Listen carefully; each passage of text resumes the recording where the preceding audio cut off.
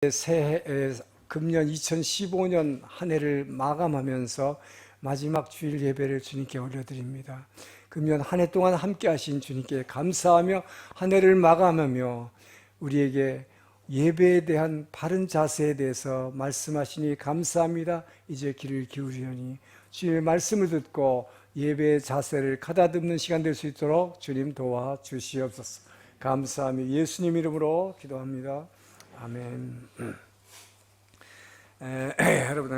여러분 이용규 선교사님 잘 아시죠? 하버드대학 출신으로서 정말 출세할 길이 많은에도 불구하고 다 내려놓고 몽골 선교사로 헌신해서 그야말로 내려놓음이라는 책으로 아주 유명해지신 분이죠. 이분의 삶을 보면 진짜 고개가 숙여져요. 근데 이 이용규 선교사님이 이제 몽골에서 울란바토르의 근교에 있는 조그만 시골 교회에서 목회하고 있을 때의 일입니다. 주일 예배를 시작하려고 그러는데 한 소녀가 막 땀이 범벅이 되어가지고 헐레벌떡 예배당으로 들어왔습니다. 근데 왜 그렇게 들어왔냐면 그 들판에서 소한테 풀을 먹이고 있었어요.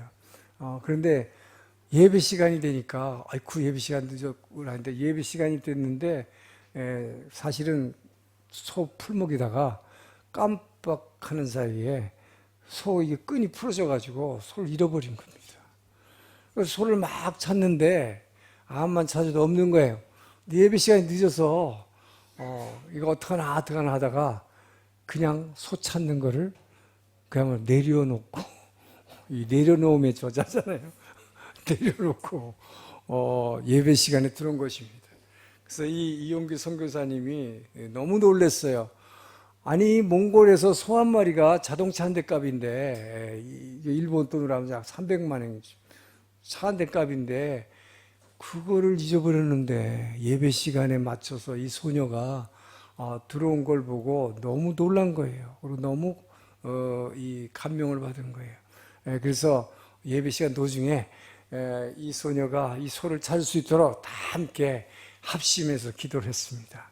예배가 끝났는데 성도들이 밖에 나가더니 막 누가 막 소리치는 거예요. 여기 소 한 마리가 있다고 교회 마당에. 그래서 이 소녀가 막 뛰어나가 보니까 그 소가 거기 와 있는 거예요. 평소에 이 소녀는 들판에서 소를 먹이다가 예배 시간이 되면 이 소를 끌고 교회 마당에다가 이렇게 묶어놓고 예배를 드렸다고 그럽니다. 근데 소를 잊어버렸는데도 불구하고 이 소녀가 예배 시간에 맞춰서 교회를 뛰어왔는데 소도 예배 시간이 되니까 스스로 온 겁니다. 할렐루야. 정말 하나님께서는 예배를 이렇게 중시하는 자기의 어떤 소유보다도 예배를 정말 귀중하게 생각하는 이런 주의 자녀들을 지켜주신다는 것이죠. 오늘 본문을 보게 되면 바로 사마리아 우물가에 우리 아까 찬양했죠. 우물가의 여인, 이 우물가의 여인과 예수님이 만나서 대화하는 장면입니다만은 자, 이 장면에서 이 예수님은 이 예배에 대해서 질문하는 예배에 관심을 보인 이 사마리아 여인에게 참 예배란 무엇인가, 진정한 예배, 바른 예배, 예배자의 자세에 대해서 오늘 말씀하고 있습니다. 오늘 이 본문 내용을 통해서 이 안에서 말씀하시는 예수님의 음성을 듣길 축원합니다. 그분의 음성을 듣고 여러분 이 한 해를 마감하면서 우리가 2015년을 보내면서 나의 예배 자세는 예배를 임하는 나의 자세는 어떤가? 오늘 본문 말씀을 들으시면서 여러분이 잘못되었던 예배의 자세가 있으면 고치는 시간 되기를 주님 축원합니다. 자, 19절에서 21절 말씀 다시 읽습니다. 시작. 우리 조상들은 이 산에서 예배하였는데 당신들의 말은 예배할 곳이 예루살렘에 있다 하다이다. 예수께서 이르시되 여자여 내 말을 믿으라. 이 산에서 말고 너희에서 말고 아버지께 예배할 때가 너희가 아버지께 예배할 때가 이러니라. 자, 첫 번째 메시지 예배의 바른 자세는 무엇보다도 예배의 대상을 분명히 알고 준비하라 하는 것입니다. 예배 대상은 아버지 하나님이다. 너희 아버지께 예배하는 거예요. 사마리아 산에서도 말고 예루살렘 산에서도 말고 그 장소가 어디냐가 중요한 것이 아니라 진정한 예배는 아버지께 예배한다는 예배의 대상을 분명히 알고 예배하는 사람이 참 예배를 드린다라고 말하는 것이죠. 자, 사람은 만나면 만날수록 그 사람을 알면 알수록 실망하고 진짜 그 사람하고 친해져서 진짜 그 본질을 알게 되면 절망하죠. 왜 그럴까요? 암만 겉으로 보기 근사하고 처음에는 굉장한 사람같이 보였어요. 근데 사귀어보고 옆에서 지내보고 하면서 보니까 어떻게 됩니까? 냄새 나죠, 사람이. 예, 다 보이기 시작했죠. 예, 결국은 타락한 인간의 본질이 드러나기 때문입니다. 그렇기 때문에 인간관계는 어쩔 수 없이 실망할 수밖에 없다는 것입니다. 자, 그런데 반면에 우리 예수님을 만나면 또 알면 알수록 어떻게 됩니까? 점점 더 날마다 새롭게, 그리고 정말 그분을 사랑하고 존경하게 되는 것입니다. 왜 그럴까요? 바로 그 예수님은 하나님의 아들이시기 때문이고 그 본질이 하나님이시기 때문입니다. 우리가 하나님의 사랑을 알고 믿었나니 하나님은 사랑이시라. 그 본질이 사랑이기 때문에 그분을 알면 알수록 만나면 만날수록 새로워지고 더욱 사랑하게 된다 하는 것이죠. 자, 우물가에서 예수님을 만나서 대화하던 이 사마리아 여인, 이 사마리아 여인은 이런저런 얘기를 하다가 갑자기 예수님이 내 남편 데려오라. 그 소리에 깜짝 놀랐어요. 남편 데려오라. 그랬는데 그러면서 예수님이 뭐라고 얘기를 합니까? 이 남편의 이 여인의 본질이 어떤 사람인지, 어떤 삶을 살고 있는 사람인지 이 본질을 그냥 꿰뚫어 보고 계신 것이죠. 남편 데려오라고 그랬더니 나 남편 없습니다. 그렇게 했더니 너 말이 맞다. 왜? 지금 살고 있는 것은 동거남이니까. 너 5번 결혼했지. 이미 남편 5번 갈아쳤는데 지금 같이 있는 것도 남편 아니야. 깜짝 놀란 거죠. 자, 그래서 처음에는 유대인들과 사마리아 사람들, 유대인들은 사마리아 사람을 개라고 불렀죠. 그 유대인들은 사마리아인이 사는 그 동네로 거쳐가지도 않는데 예수님은 거기를 지나가시다가 목이 말라서 우물가에서 이 여인도 마침 물을 길러 왔기 때문에 물 한 잔 달라고 말 건넸을 때 이 여인은 유대인 남자는 사마리아 사람하고 절대 상종하지 않고 말도 걸지 않는데 더군다나 여인에게, 사마리아 여인에게 물 달라는 이 남자가 아주 이상한 이 남봉꾼 정도로 생각했었죠. 그러다가 대화를 하는 중에 점점 이게 생각이 이제 바꿔져가는 과정이 오늘 본문 이전에 나옵니다만은 결국 오늘 본문에서는 예수님이 자신의 과거와 자신의 본질을 꿰뚫어 보는 걸 보고 이분은 신비스러운 선지자인가 보다 이렇게 생각을 하게 되자 그 관심이 예배에 대한 관심이 바뀌었다 하는 것이죠. 그 얘기는 목말라서 지금 물을 길러 온 거예요. 목이 말라서 왔는데 이 예수님을 만나서 대화하는 과정에서 무엇을 느끼게 됐냐. 이분이 정말 하나님과 같은 신비한 존재라고 생각했을 때 관심이 육신의 목마름에서 이 영의 목마름으로 바뀌었다는 것이죠. 그래서 예배에 대해서 질문을 참 예배는 어디서 드려야 됩니까? 질문이 완전히 확 뛰어버렸죠. 관심이 변한다는 것입니다. 자, 저와 여러분의 평소에 관심 뭡니까, 여러분? 우리도 육을 가지고 있기 때문에 여러분들의 평소의 관심은 무엇을 먹을까, 마실까, 입을까예요. 그런데 여러분이 지금 이게 예배를 들면서 말씀을 듣다가 보면 이게 지금 누가 말하는 거냐? 문 목사가 말하고 있는 건가라고 그냥 이렇게 듣고 있다가 문득 뭡니까? 예수님께서 내게 말씀하시고 있다. 하나님이 내게 말씀하시고 있다. 내가 지금 예배하고 있는 예배의 상대가 그냥 사람이 아니라 저 목사가 아니라 하나님이구나 라는 것을 깨닫는 순간 우리의 관심이 바뀌지는 것이죠.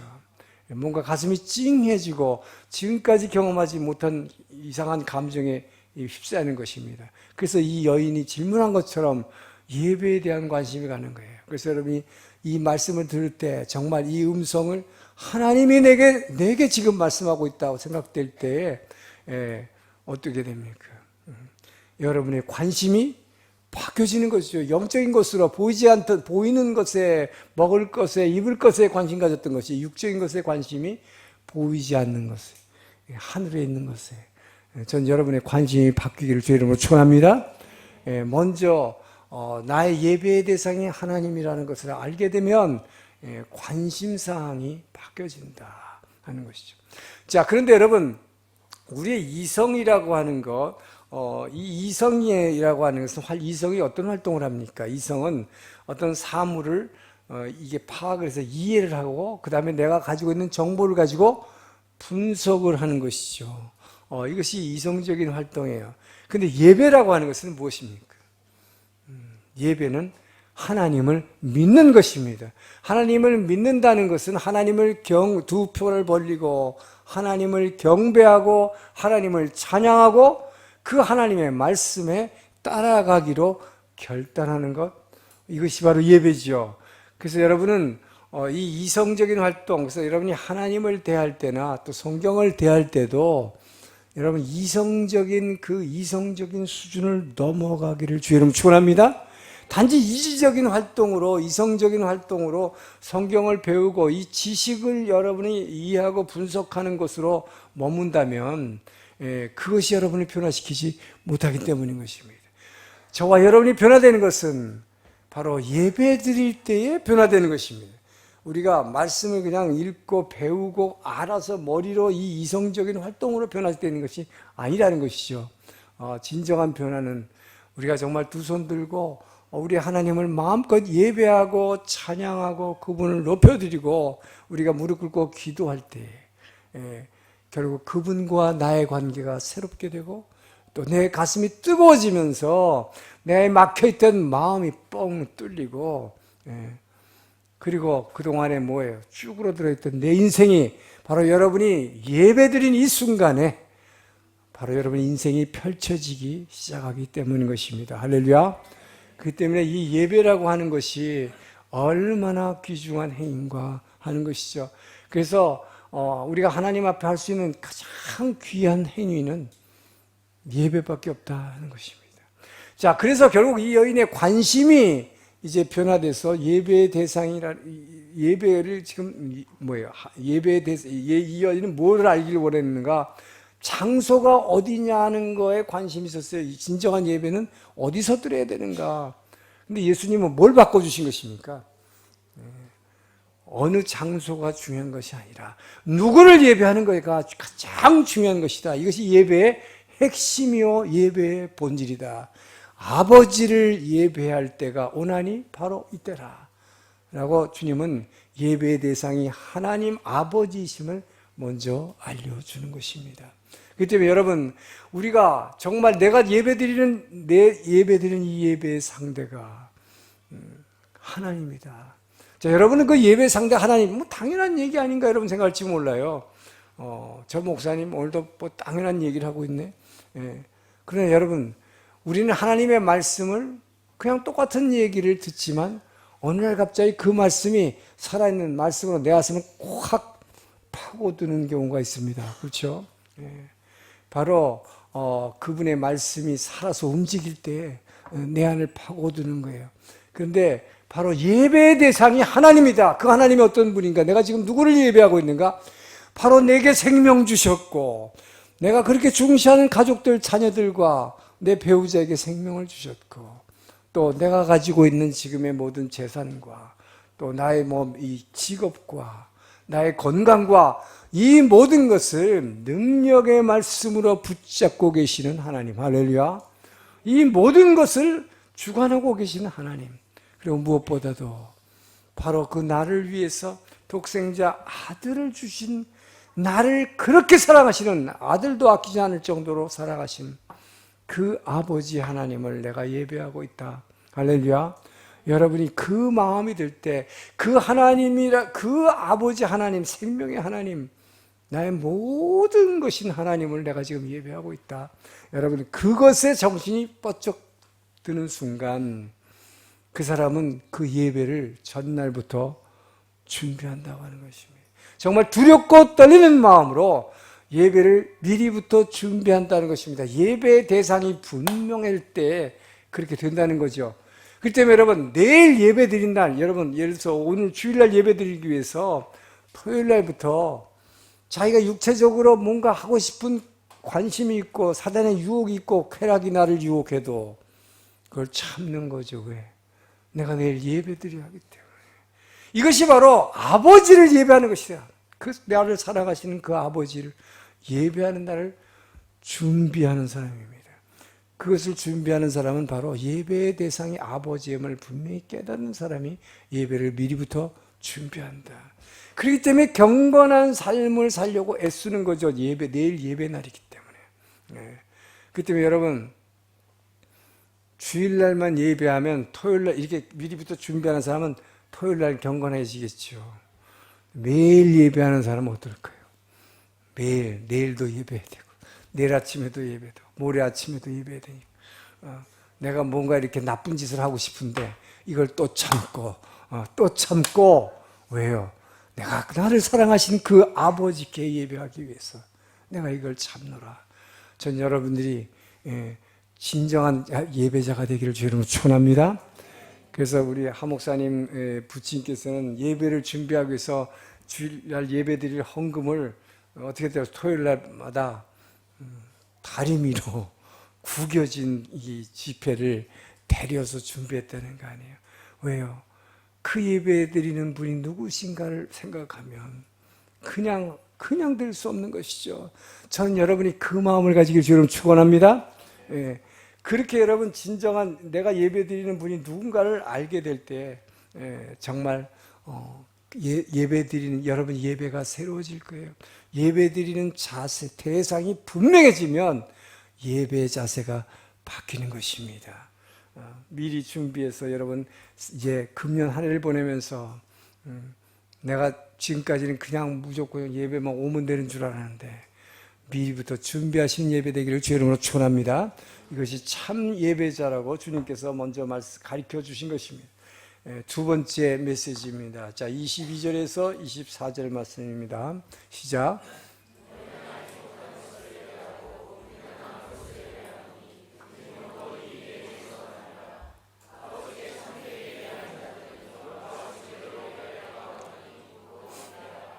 아버지께서는 자기에게 이렇게 예배하는 자들을 찾으시니라. 하나님은 영이시니 예배하는 자가 영과 진리로 예배할지니라. 신령과 진정으로 예배할지니라. 자, 두 번째 메시지는 그렇기 때문에 진짜 참 예배는 예배의 방법, 예배의 자세. 첫 번째는 예배의 대상을 얘기했습니다. 예배의 대상이 하나님이라는 걸 분명히 알라. 준비하고 예배드리라. 두 번째는 예배의 자세와 예배의 방법, 신령과 진정으로 예배드리라 하는 것입니다. 자, 여러분, 사랑하는 남녀가 이제 만약 결혼하기 위해서 이제 결혼식 준비하려고 카페에서 만났어요, 둘이서. 근데 남편 될 사람이 지금 결혼식장, 그 다음에 결혼식 날짜, 그 다음에 언제 초청장 보내고 누구한테 보내고 우리 한국 사람 결혼하려면 얼마나 복잡해요. 뭐 예단은 어떡하고 뭐 어쩌고 막 남편 될 사람이 지금 열심히 설명하고 있는데 이 신부 될 사람이 말이에요. 앉아가지고 휴대폰만 열심히 보고서 막 그냥 카톡만 이거 하고 앉았다든지 아니면 지금 열심히 막 결혼식 얘기를 하고 앉았는데 졸고 있으면 어떻게 될까요? 그 결혼식 준비 제대로 안 되겠죠. 이와 똑 마찬가지라는 것이다. 예배라는 것은 바로 그 신랑 되신 아버지께서, 신랑 되신 주님께서 우리에게 정말 참 하나님 나라의 가정을 꾸리는 방법, 어떻게 하면 이 참 좋은 이 아름다운 가정을 꾸밀까, 어떻게 하면 매일매일 살아가면서 이 천국을 살아가는 가정으로 너희 가정을 바꿀 수 있는가. 자, 이 말씀을 신랑이 하고 있는데 신부된 우리가 예배드리면서 뭐 끝나면 뭐 먹을까? 누구 만날까? 이 사업이 지금 안 되고 있는데 이거 어떻게 하면 돌파하지? 만 딴 생각이나 하고 있고, 뭐 진짜 메시지 지금 누가 왔는지 이거 보고 앉았고, 졸거나 이러면 어떻게 되겠습니까, 여러분? 하나님을 기뻐하는 예배, 하나님께만 집중하시길 주의 이름으로 축원합니다. 자, 신령과 진정으로 드리는 예배 첫째는 먼저 하나님께 집중해야 된다는 것이죠. 그러고 나서 이제 신령과 진정으로 드려야 되는데 우리는 흔히 이렇게 생각해요. 아니, 주일날 예배 드리러 와서 예배 드리면 됐지 뭐. 왜 어떤 사람은 미리 예배를 이렇게 준비하고 예배에 힘을 내고 예배에 안 빠지려고 애쓰는데 어떤 사람은 그냥 적당히 와서 뭐 주일날 와서 뭐 졸든 뭐하든 그냥 앉아서 예배 드리고 가면 되지 뭐 이렇게 생각할까요? 자, 여러분 분명히 들으시기 바랍니다. 성경에 그래서 창세기에서 예배 드리는 자세에 대해서 분명히 우리에게 가르쳐주는 예화가 있죠. 그게 누굽니까? 가인과 아벨이에요. 자, 가인과 아벨은 똑같이 하나님 앞에 예배 드렸습니다. 이 둘이 예배 안 드린 거 아니에요? 같이 예배 드렸다고 되어 있습니다. 가인은 자기가 직업이 농업이기 때문에 농사 지은 것으로 여러 가지 뭐 추수한 곡식들, 그 다음에 채소, 과일들, 멋있죠. 우리가 추수감사절 앞에 나오니까 얼마나 멋있어요. 자, 이런 걸로 예배를 드렸습니다. 그리고 가인은 목자니까, 양 치던 목자니까 양을 한 마리 잡아가지고 죽여서 피를 흘려가지고 그 피를 가지고 예배를 드렸습니다. 자, 그런데 똑같이 예배를 드렸어요. 그런데 문제는 뭡니까?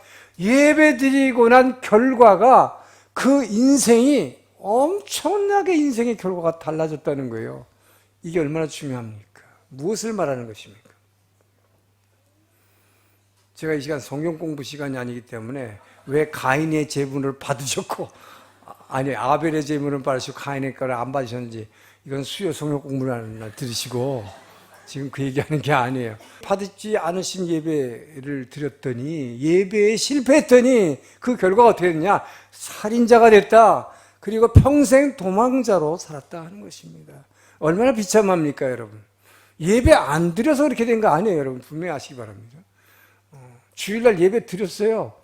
그런데 그 결과가 이렇게 달린단 말이죠. 아벨은 의인이라는 칭호를 받았습니다. 왜 그렇게 달라질까요? 하나님은 분명히 우리에게 똑같이 예배 드리지만 어떤 사람은 성공한 예배를 드리는데 어떤 사람은 실패한 예배를 드린다. 이게 뭐예요? 정신 차리라는 거죠. 그렇기 때문에 바로 이 예수님, 인간으로 말씀이 육신이 돼서 이 땅에 오신 예수님은 그 사마리아 우물가의 여인이 이제 육신의 목마름에서 영적인 목마름에 관심을 가지고 예배에 대해서 질문한 참 예배는 무엇입니까?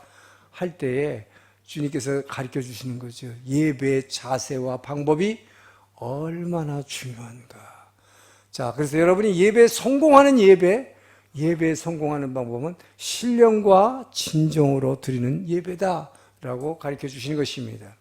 자, 여러분, 그렇기 때문에 이 신령과 진정으로 드리는 예배가 무엇인가? 그 얘기 전에 우선 중요한 것은 예배에 성공해야 된다 하는 것입니다. 실패한 예배를 드리려면 차라리 예배 안 드리는 게 낫잖아요. 예배 드리고 실패했던 예배를 드리면 곤란하잖아요. 여러분이 정말 예배에 성공하면 이 인생에선 살다가 실패할 수 있습니다. 학교도 떨어질 수 있고 직장도 뭐 잘릴 수도 있고 건강도 잃을 수도 있어요. 인생에서 실패할 수 있지만 인생에 실패했지만 예배에 성공한 사람은 여러분의 진정한 인생에 성공하는 자가 되기를 믿으시기 바랍니다. 그런데 세상에서 아무리 출세했고 세상에서 돈 많이 벌었고 공부 잘해서 또 뭐 연예인으로서 유명해졌다 할지라도 예배에 실패한 자는 모든 인생에 가장 실패한 비참한 사람이 된다는 것입니다. 여러분 예배에 성공하기를 주님 축원합니다. 자, 성공하는 예배 예수님은 가르쳐 주시는 것입니다. 신령과 진정으로 예배하라. 자, 먼저 신령으로 영으로 예배하라는 게 뭡니까? 성령의 인도하심을 받아 예배드리라는 것이죠. 뭐 간단하죠. 지극히 당연한 얘기입니다. 자, 성령의 인도하심을 받아 드리는 예배 무엇겠습니까, 여러분? 여러분이 기도하러 왔어요. 새벽 기도하려니까 제가 그렇게 얘기하니까 저도 이번에 크리스마스 날 제가 패러디를 보고 깜짝 놀랐어요. 제가 그렇게 얘기를 많이 했지만 저 정도로 했는가. 그래서 새벽기도를 나왔는데 문제는 뭐냐? 보세요, 여러분. 똑같이 예배드립니다. 기도합니다. 자, 그런데 사도 바울이 육적인 기도가 있고 영적인 기도가 있다고 사도 바울은 얘기합니다. 무엇이 육적인 기도입니까? 여러분이 준비해온 기도 제목 가지고 여러분이 원하는 소원만 계속 읊어대는 거예요. 비나이다, 비나이다. 우리 아이 건강해주고, 입학하게 해주시고, 직장 승진하게 해주시고. 자, 이런 기도를 하면은 어떻게 될까요? 육적인 기도예요. 그래서 영적인 기도를 하는 거죠. 자, 영으로 신령과 진정으로 예배드리라.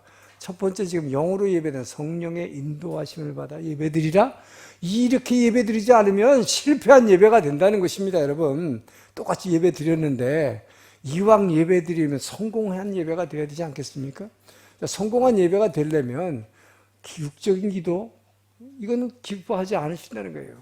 그렇기 때문에 영의 기도라 해요. 영적인 기도가 뭐라고 얘기합니까? 이것이 바로 늘 제가 말씀했고 지난주에도 말씀했죠. 뭡니까? 영적으로 하는 기도 두 가지가 있어요. 첫 번째, 말씀에 기초해서 기도하라. 그래서 말씀을 붙잡고 기도하라는 거죠. 하나님이 주신 약속의 말씀을 붙잡고 기도하라. 조지 뮬러처럼. 그러면 성령이 역사하신다는 거죠. 또 하나는 뭡니까? 우리는 로마서 8장 26절 보면 너희는 하나님 앞에 마땅히 기도할 바를 알지 못하나니. 우리는 이 육을 가지고 있기 때문에 하나님 앞에서 어떻게 기도할지 모르는 사람이니까 성령의 말하게 하심을 따라 쫓아가며 기도해라. 네 혀를 네 거라고 생각하지 말고 하라는 대로 쫓아가라. 그게 뭐예요? 방언기도죠. 그게 바로 영으로 하는 기도입니다.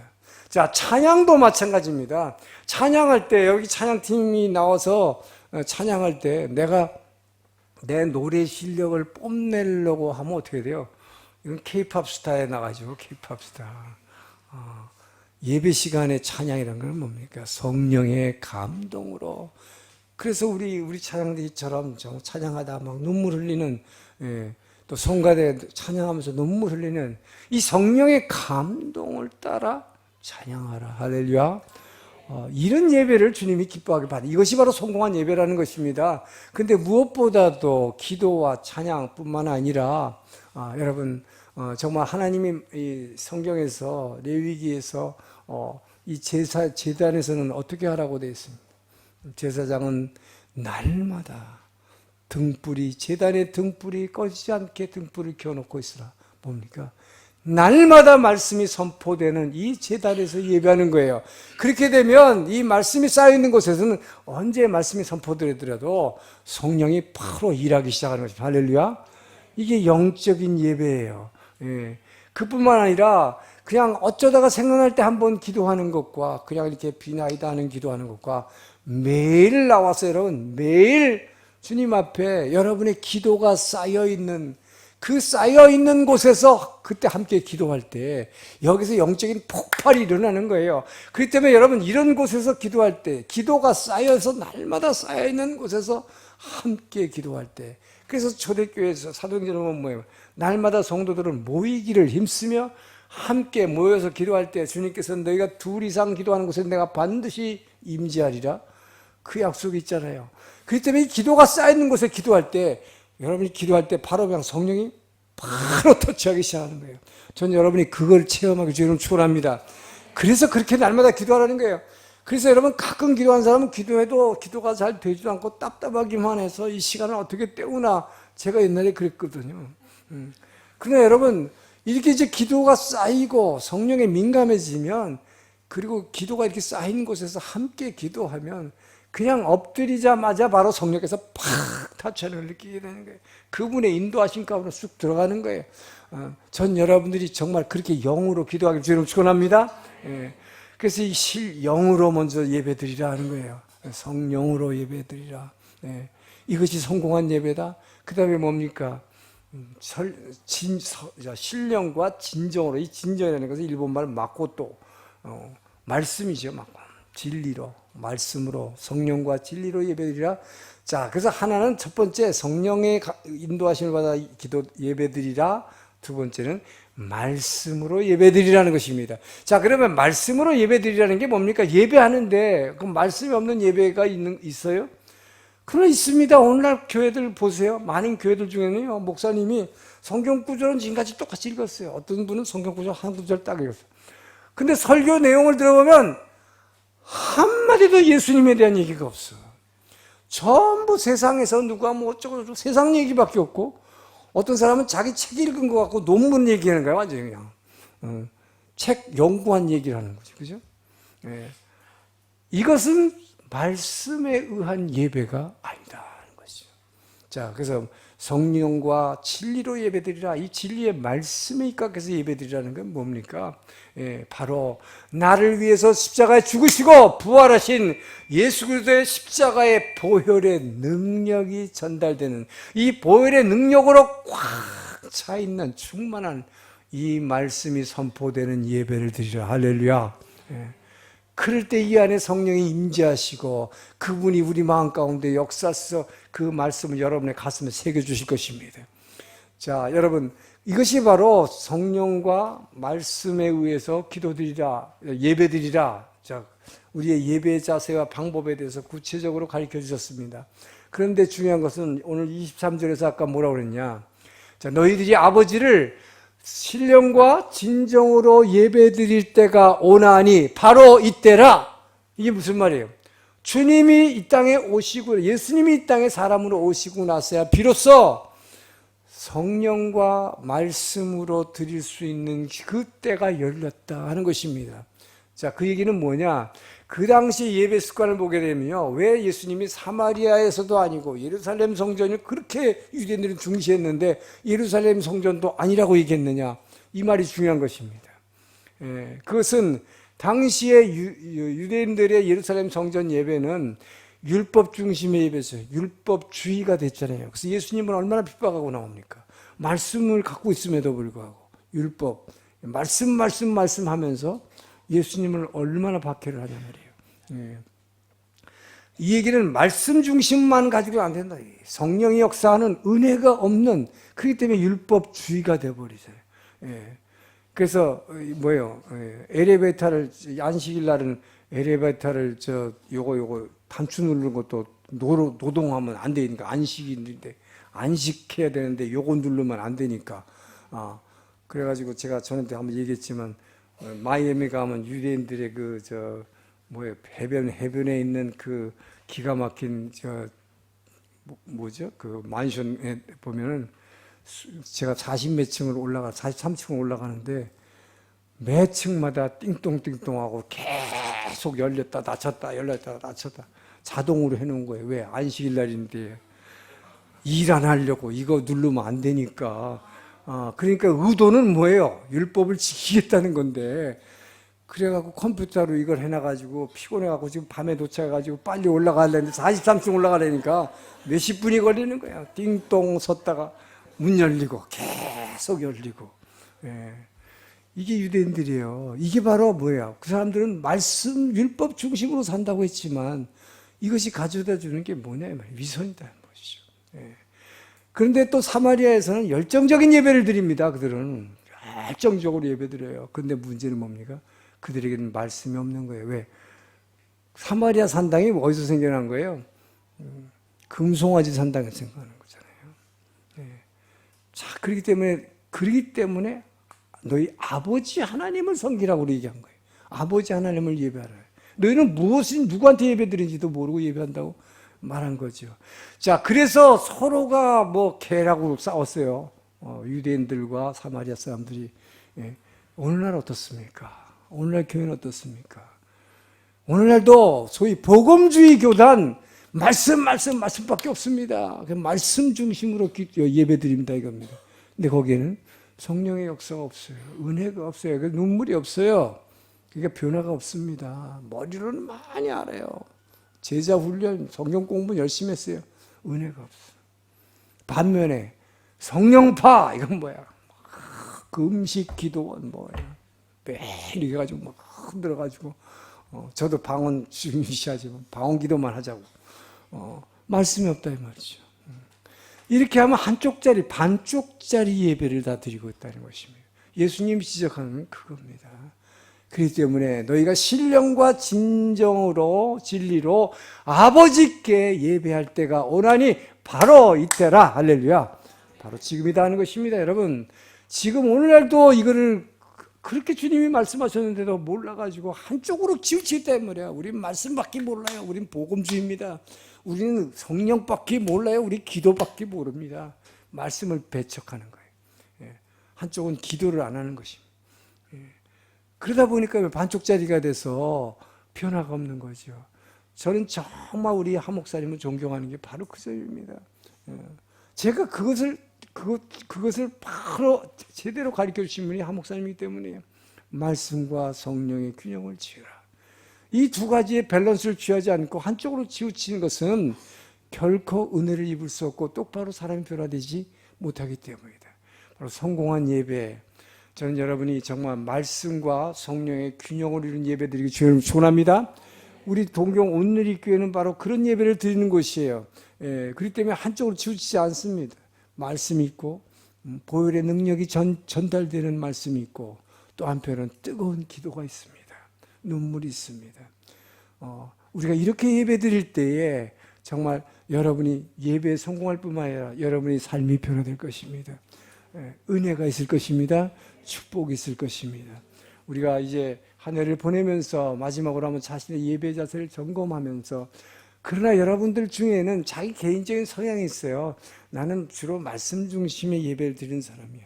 나는 주로 기도 중심의 예배를 드리는 사람이야. 그러니까 성령과 말씀이 한쪽으로 치우쳐 있다면 이것을 바로잡기를 주님으로 축원합니다.